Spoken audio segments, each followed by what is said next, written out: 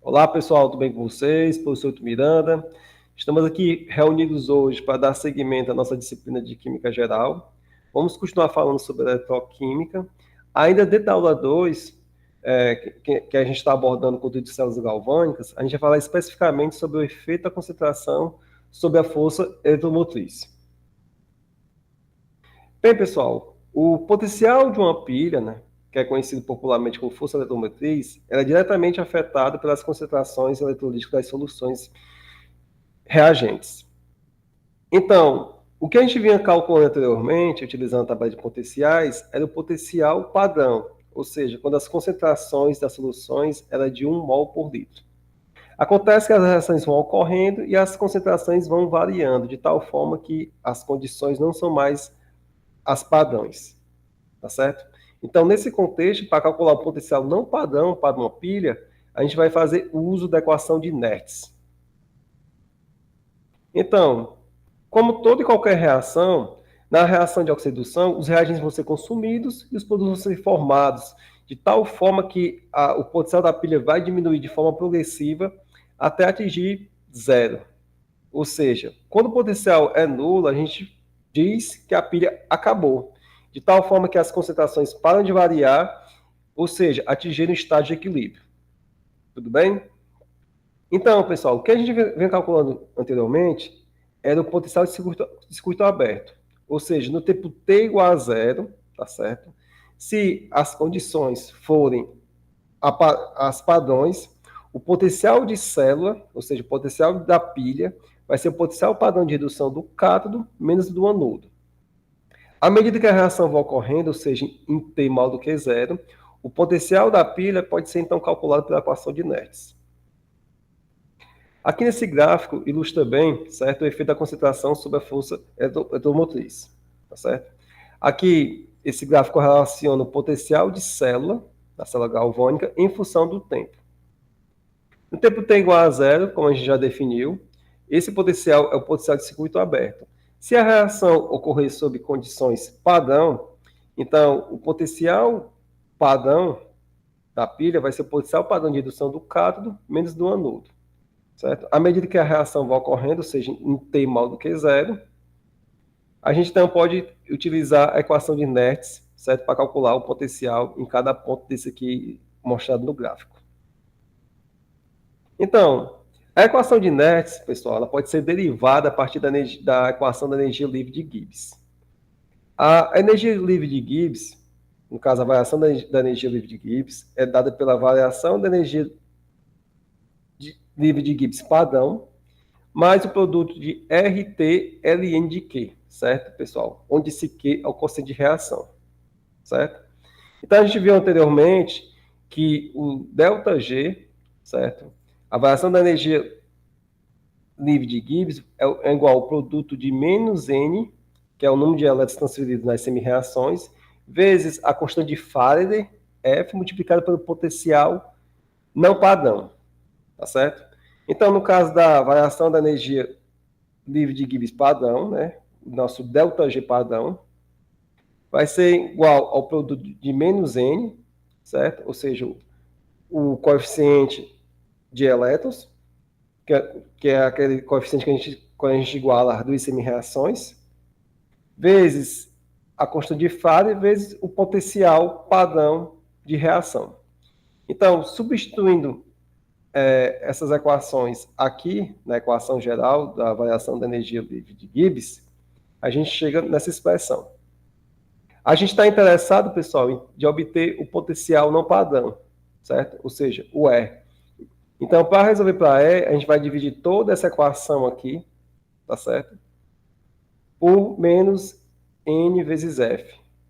Então, fazendo essa divisão, tá bom? Aqui do lado esquerdo vai ficar somente o E, que é o potencial não padrão da pilha.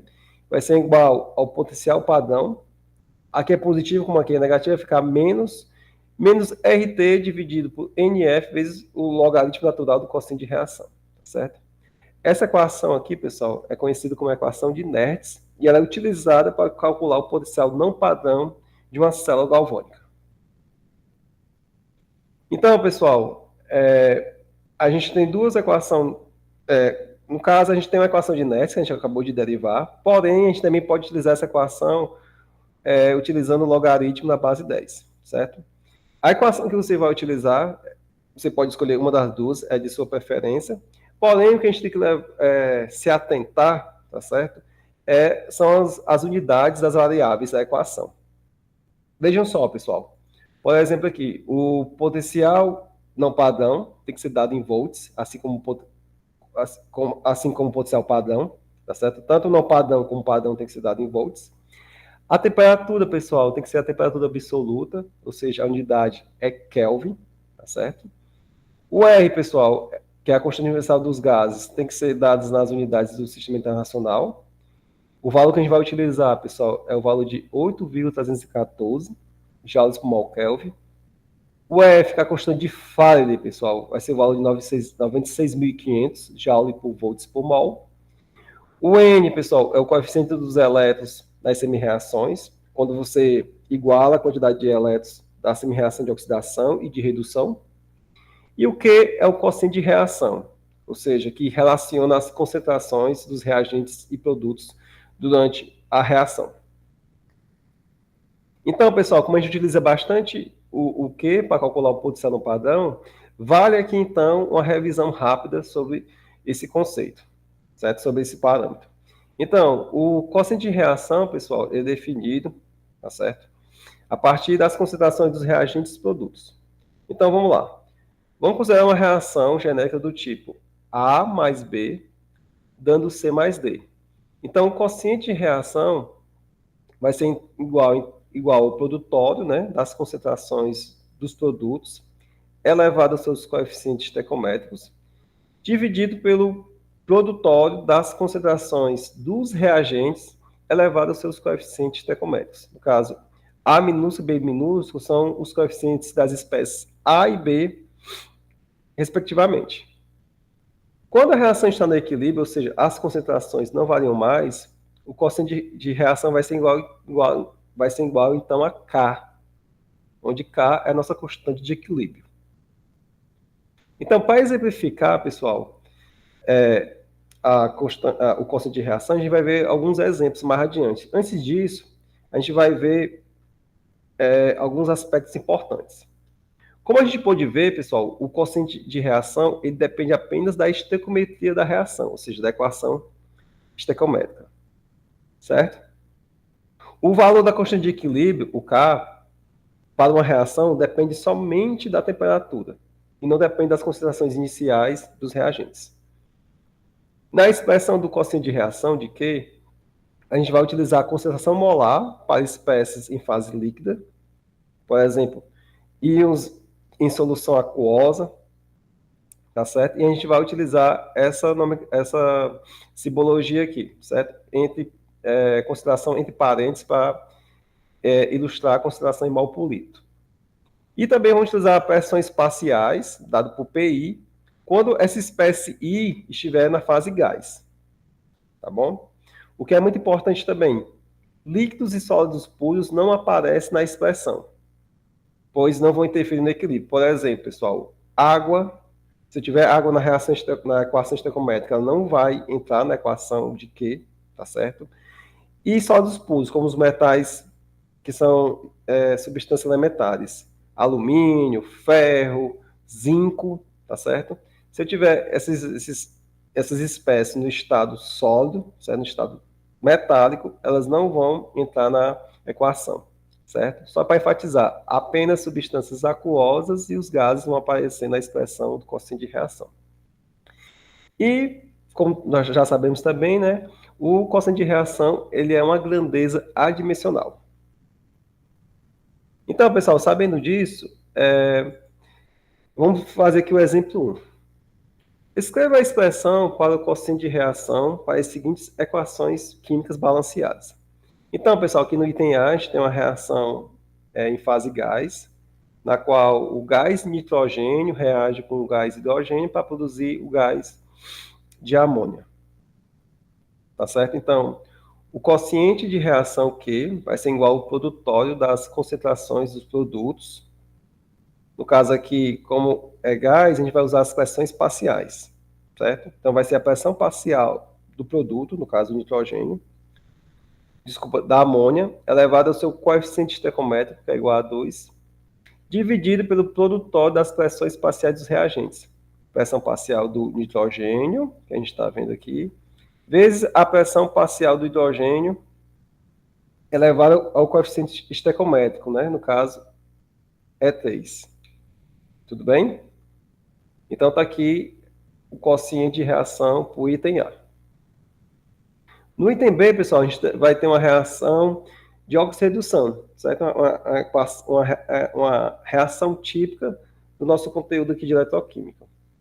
Então, vamos lá, pessoal. Aplicando, né, a expressão do quociente de reação, da definição, a gente sabe que Q vai ser igual ao produtório das concentrações dos produtos, certo? No caso, o ferro não vai entrar, porque é uma substância pura, vai entrar somente a concentração do íon cobre. Então, vai ficar a concentração de cobre mais 2, certo? Elevado a 1, que é o seu coeficiente, aqui não aparece, mas aqui a gente sabe que o coeficiente é 1, não precisa colocar, coloca se quiser.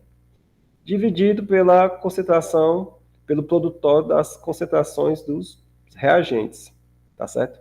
Mais uma vez aqui, pessoal, como a gente tem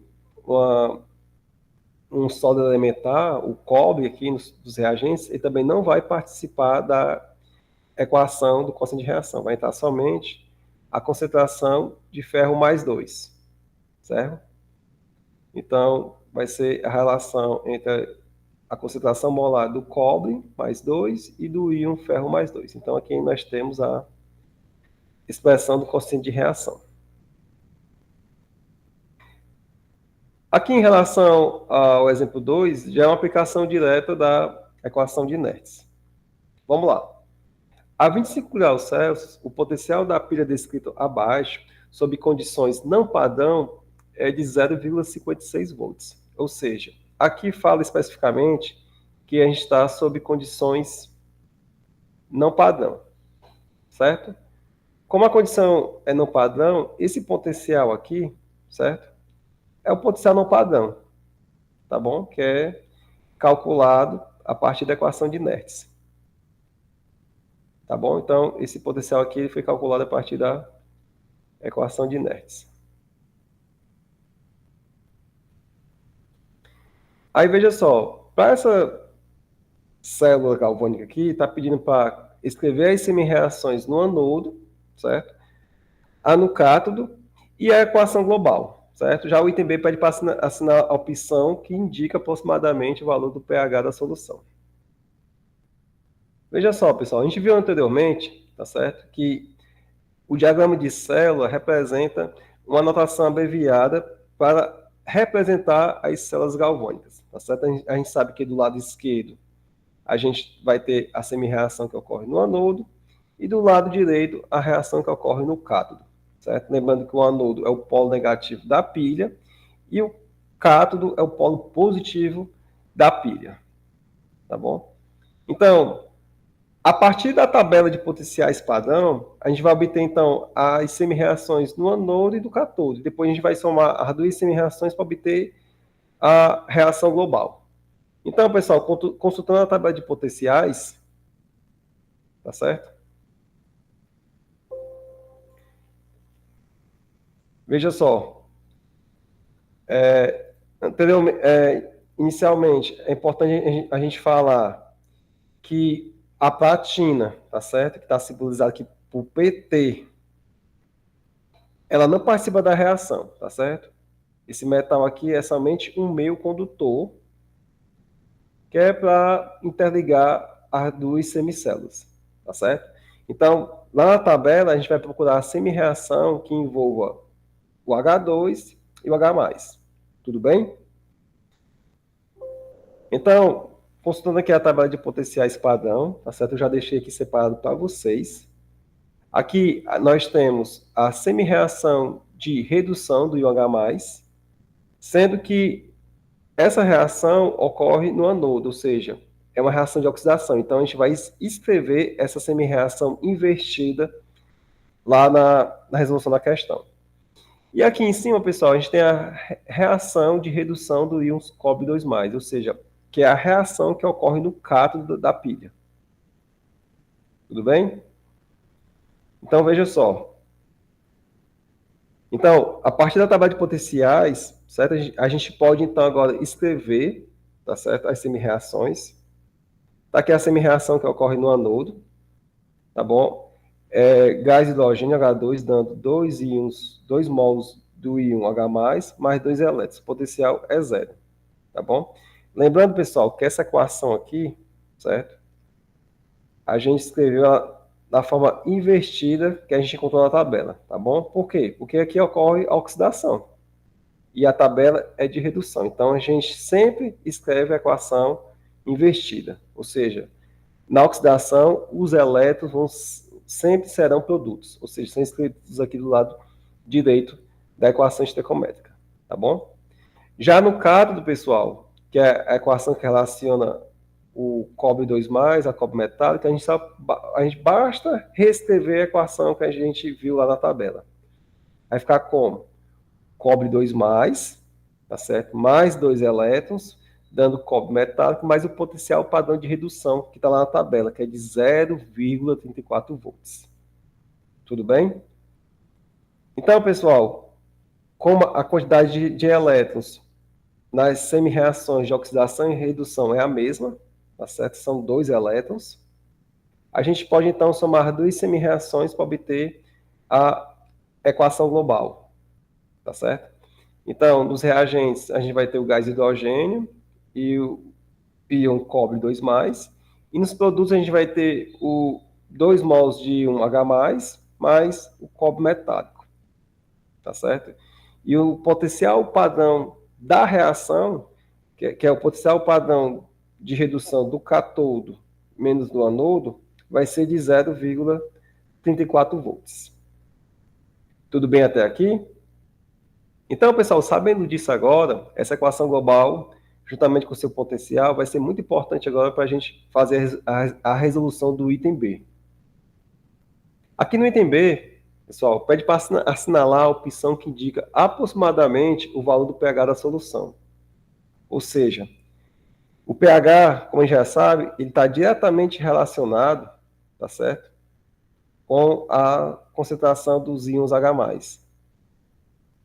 Ou seja, a gente vai encontrar então a concentração dos íons H+, para então calcular o pH da solução do compartimento do anodo. Então, para resolver essa questão, pessoal, a gente vai dividir ela em 2 etapas, tá certo? Na primeira etapa, a gente vai então calcular o valor da concentração do íon H+, tá certo? Então, para isso, pessoal, a gente vai utilizar a equação de Nertz. Tudo bem? A gente primeiramente vai calcular o valor de Q, tá certo? Então, com o valor de Q, utilizando a equação de Nertz, a gente vai calcular então a concentração de H+, certo? Finalmente, pessoal, de posse do valor da concentração de H+, a gente vai calcular o pH da solução, tá certo? O pH de solução, pessoal, ele se relaciona com a concentração de H+, através da seguinte forma, né? pH é menos o logaritmo da concentração dos íons H+. Tudo bem? Então, vamos lá para a primeira etapa. Então, pessoal, aqui eu só fiz reescrever a equação global que a gente encontrou no item A, juntamente com o potencial padrão da reação. E para calcular a concentração de H+, que vocês podem ver aqui, ó, tem um X, a gente não sabe, a nosso interesse agora é calcular esse X. A gente vai utilizar a equação de Nertz. Então, a gente vai então resolver essa equação para obter o Q, tá bom? Então, rearranjando essa equação, tá bom? O logaritmo natural de Q vai ser dado por a seguinte expressão. O potencial padrão vai ser menos o potencial não padrão vezes NF dividido por RT, tá bom? Aqui, pessoal, a gente observa que a gente precisa tanto do potencial padrão como o não padrão. O potencial padrão a gente obteve no item A, tá certo? O valor está aqui, pessoal, ó, de 0,34. Tudo bem? O não padrão foi dado na questão, que é de 0,56, tá certo? Mais do que da equação global também é importante o N, que é o número de elétrons que foram transferidos, tá bom? Que é o valor do coeficiente que a gente corta quando soma as duas reações. A gente viu que o N é igual a 2, tá certo? Então a gente vai substituir também aqui na equação.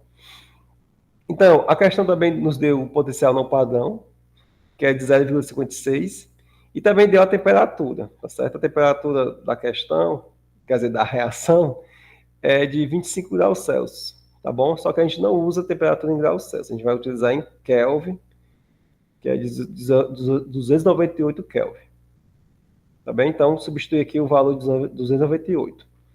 Já as outras variáveis são constantes, né? Não são variáveis, são constantes, que é a constante R, que é a constante universal dos gases ideais, e F, que é a constante de Faraday, tá certo? Então, substituindo aqui os valores, a gente calcula então o L de Q, que vai dar menos 17,14. E, como a gente sabe que a base do logaritmo natural é a constante E, né? A gente aplica então exponencial em ambos os lados da equação, e Q vai ser igual ao exponencial de menos 17,14, tá certo? Então, calculando o Q, pessoal, está aqui. Vai dar igual a 3,60 vezes 10 elevado a menos 8. Então, continuando aqui, tá certo? A gente, então, precisa da expressão de Q para achar a concentração de H+, tá certo? Então, veja só, pessoal.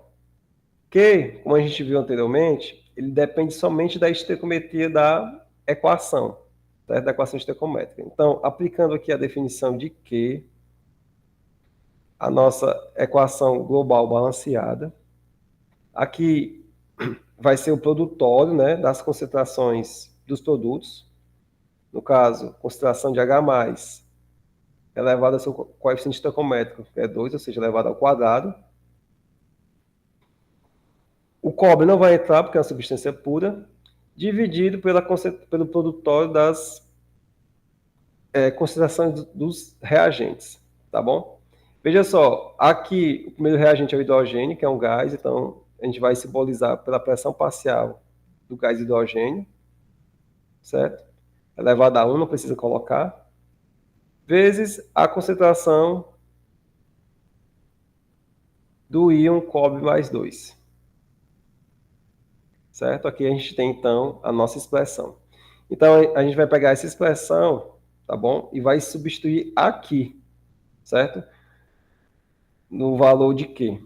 Então, substituímos, tá bom? E agora a gente precisa da concentração de H+, tá certo? Então, a gente precisa resolver essa equação aqui para obter H+. Antes disso, pessoal, vamos ver quais são os valores da pressão parcial do hidrogênio e da concentração molar de cobre 2+, tá certo?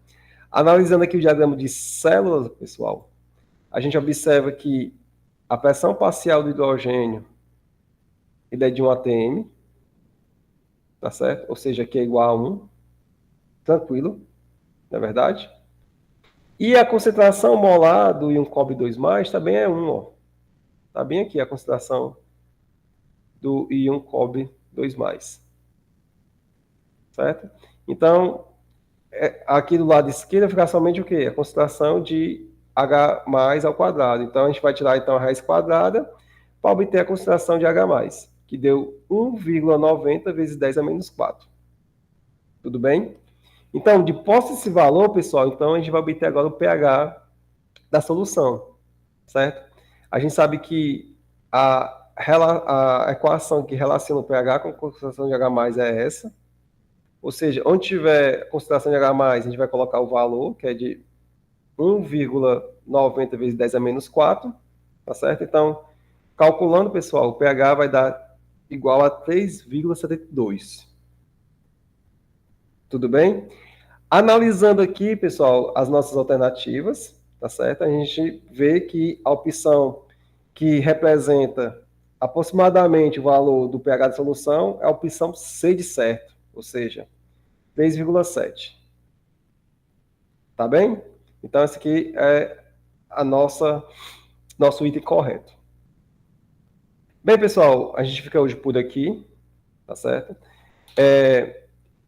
Eu recomendo como suporte para essa aula o livro do Brau, especificamente, pessoal, o capítulo 20 dessas páginas aqui, e também o livro do Atticus. Então, pessoal, eu vou parar aqui o vídeo, tá certo? E nos vemos em outra oportunidade. Tudo bem? Vou parar aqui a gravação. Até a próxima.